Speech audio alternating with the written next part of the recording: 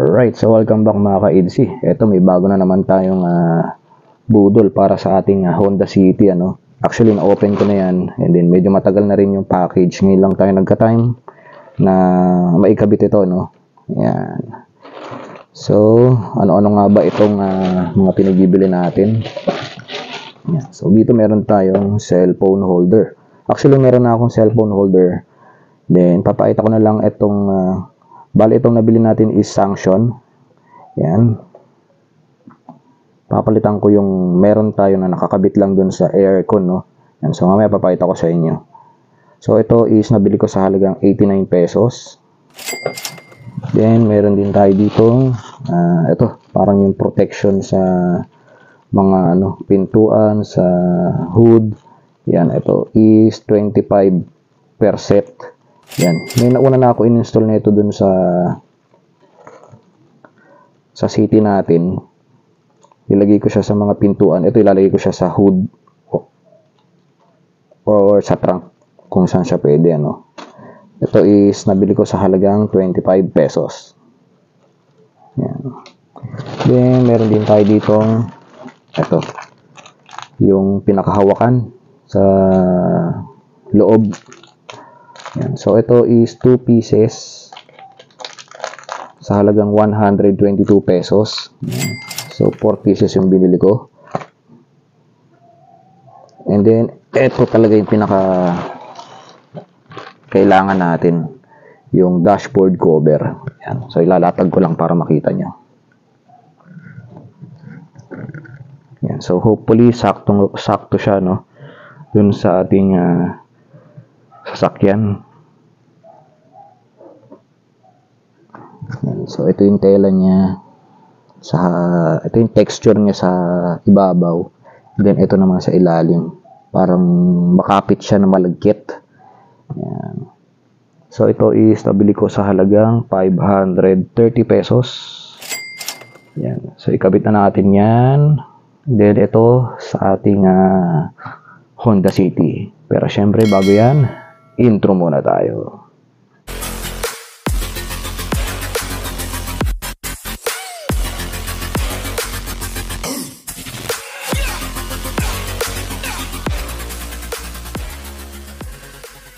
So, ito yung setup natin ngayon dito sa Honda City natin. Actually, meron talaga akong cover nito. Ito, protection kasi yan para sa dashboard natin. And then, kasi iniingatan ko itong Android natin. Itong Android head unit natin. Right. So, bali, ang mangyayari niyan is makiklear natin or kailangan natin i-clear lahat nung andito sa dashboard natin,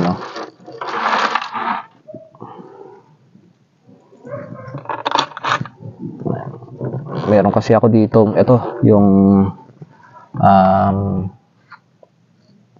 pang-record para sa GoPro natin.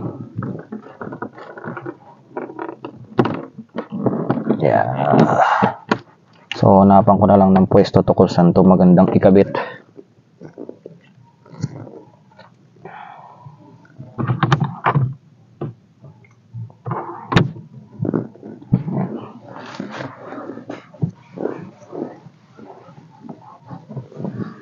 Punasan muna natin ng bahagya bago natin ipatong to.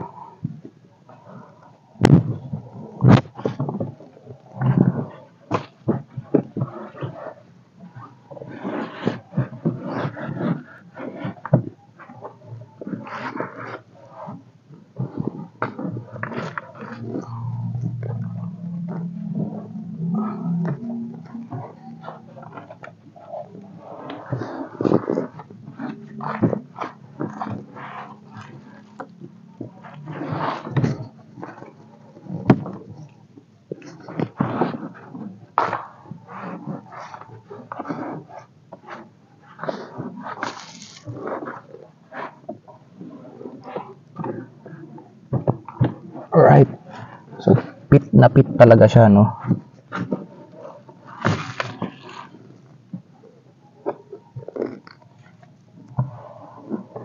Saktong-sakto siya. Actually, marirecommend ko talaga tong seller na to. Dahil napakasulit. Saktong-sakto. Halos walang labis, walang kulang. Ayan.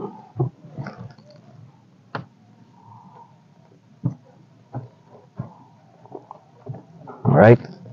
So mamaya pakita ko sa inyo kung ano nga bang naging itsura niya dun sa pagkakalapat niya, no? So ito yung dati natin, no? Na declip. Actually medyo mahirap din siya tanggalin pag naikabit. And then ang pinakaano ko lang dito is tumatama sa head unit natin, and then harang siya sa aircon. Ito yung sanction natin. Yan. So dalawang part lang naman siya.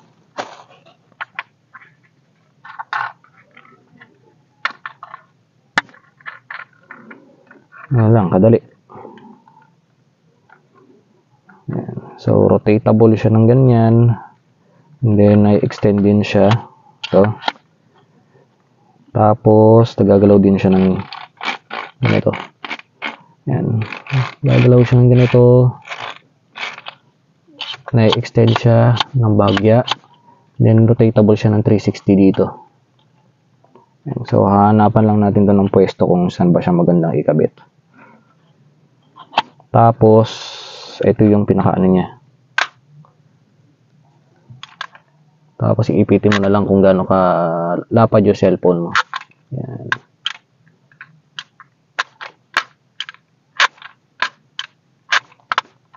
Alright. So hanapan lang natin kung saan ba siya maganda ikabit.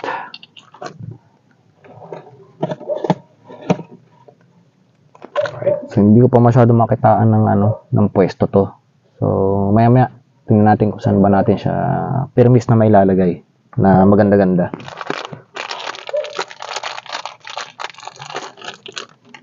Yan. So unahin muna natin tong ating hawakan. Alright, so itong hawakan is dito lang naman to. Yan, dito lang siya.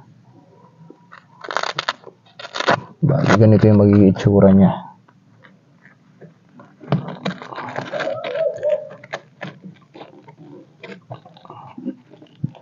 Yan. Ganyan lang. So ganito lang siya mga ka-IDC. Dagdag comfortability dahil malambot, and then syempre yung forma niya. May mga design din kayo na pwedeng pagpilian dito. And then yung pinaka-logo na yung kulay ng pinaka-logo. Right?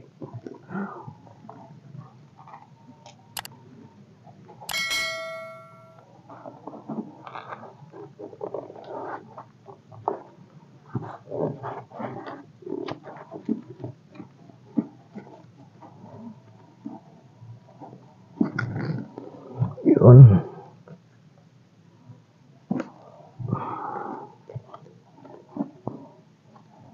Actually, dapat dalawa lang ang o-ordering ko na doble, na hindi ko expect na pair pala, no? Pero napaganda na rin kasi para malagyan siya lahat.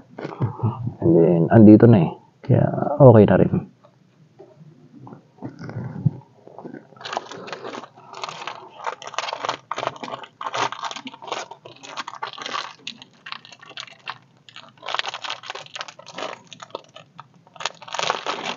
Yan. So, lipat tayo sa kabila.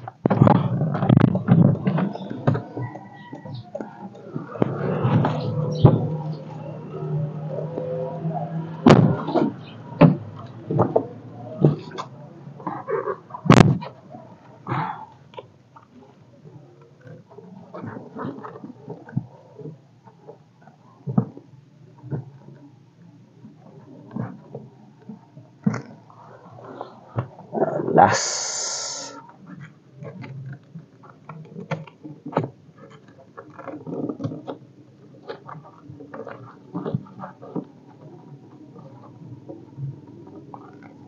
Right.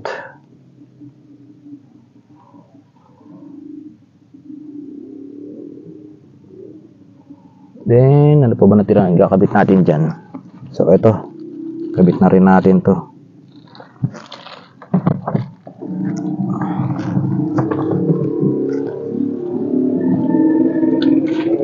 Dito ko nga pala kinabit yung mga nauna kong binili. Ayan. Yan yung sa rear. Then, ito naman yung sa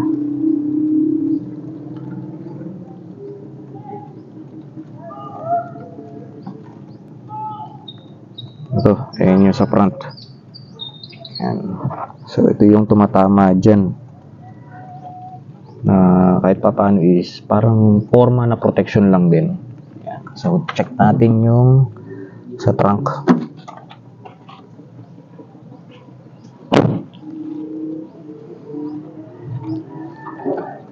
Ayan.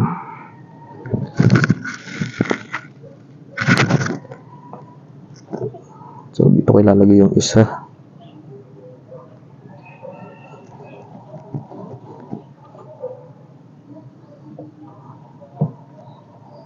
Lininis ko lang din tuyuin. Tapos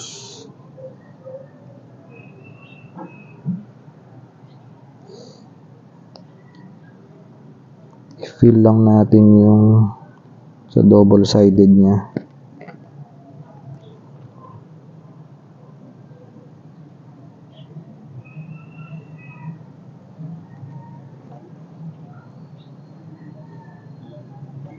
Right.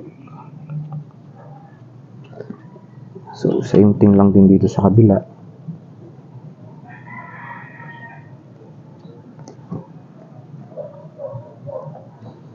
Nanasan ko ng basa, then tuyo.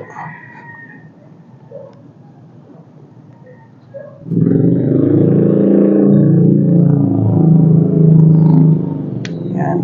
So, okay na mga ka-EDC. Ito naman yan, dito naman yan. Yan. Ito naman yung tatama dyan.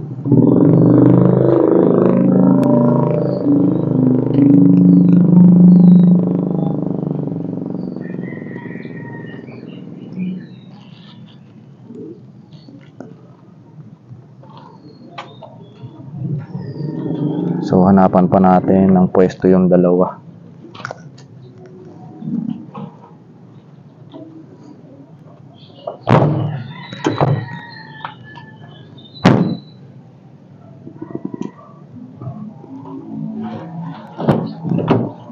Check natin kung hindi matatanggal.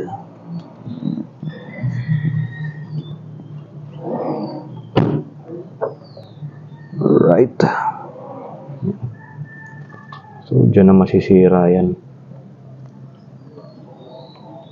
Then,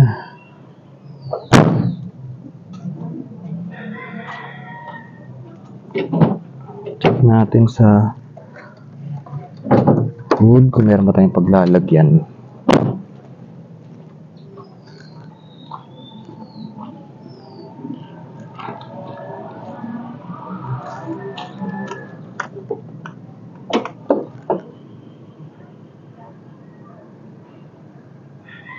Dito na lang mga ka-EDC sa ibabaw. Then dito naman siya tatama. So let's go. So nalinis ko na and then tinuyo ko na siya. Lagyan natin to.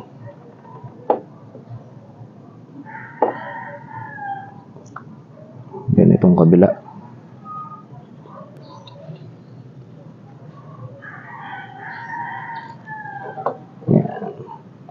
So, dagdag protection and then forma lang din yan mga kanatik.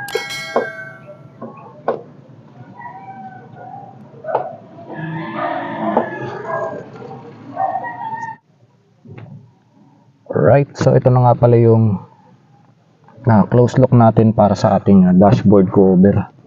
Yan, so lapat na lapat yan, saktong-sakto yan mga ka-EDC. Yan. And then, dito ko pala pinorma yung ating cellphone holder. Meron din pala tong lock, mga ka-EDC. Once na na-sanction mo na siya dito, meron pa siyang lock dito. Ayan. Yun. Ayan, naka-unlock yan. Then, pagka ilalock, yun. Tataas mo siyang ganun. Ayan, para mahigpit siya talaga. Dito ko siya nilagay sa gilid para hindi masyadong makalat dun sa gitna. Yan. Then kahit mag-vibrate siya dyan, okay lang dahil meron tayong cover. Ayan. Saktong-sakto. Then yung ating holder.